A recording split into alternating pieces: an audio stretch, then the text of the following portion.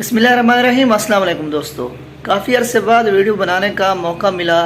उसकी वजह यह है कि मैं हर रोज़ क्यों वीडियो नहीं बना सकता, क्योंकि मेरी तालीम चल रही है। मैं दरस निज़ामी यानी आलिम बन रहा हूँ और मेरा आखिरी महीना है, आखिरी साल यानी आखिरी महीना। और इंशाअल्लाह इस महीने मेरी फ़रागत हो जाएगी, तालीम मेरी मुकम्मल हो जाएगी। उसके बाद मैं मुकम्मल वीडियो बनाऊँगा। तो दोस्तों, आज मैं एक इंतहाई अहम टॉपिक पर वीडियो बना रहा हूँ। वीडियो बनाने से पहले आपसे गुजारिश है, अगर आपने चैनल सब्सक्राइब नहीं किया, चैनल को सब्सक्राइब कर दीजिए और साथ लगे बेल के बटन को भी दबा दीजिए।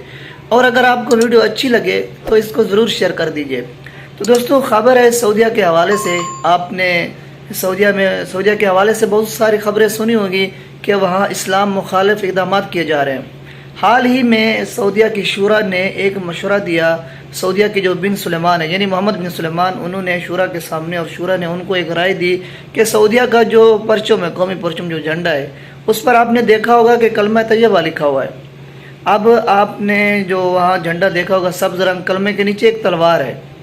तो बात यह है कि सऊदीया की शूरा ने, सऊदीया की हुकूमत में ये मशवरा चल रहा है कि इस कलमे को झंडे से हटा दिया जाए, यानी कलमा तैयबा को सऊदीया के परचम से हटा दिया जाए और जो तलवार का सिंबल है, तलवार का जो निशान है, उसको बाकी रहने दिया जाए।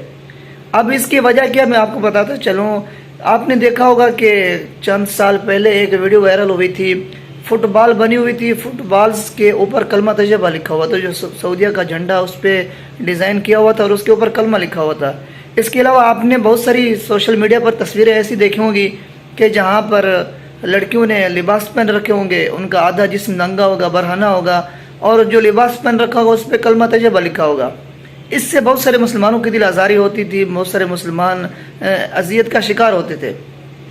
अब जो ये वजह सामने आई, हुआ यूँ कि सऊदीया की पुलिस ने चंद बांग्लादेशी नौजवानों को, यानी जो बांग्लादेश के रहने वाले थे, उनको पकड़ा है। वो सऊदीया के कौमी परचम की बेहुरमती कर रहे थे। उन्होंने सऊदीया के झंडे को, जिस पे कलमा लिखा हुआ था, उसको डस्टबिन में डाल रहे थे।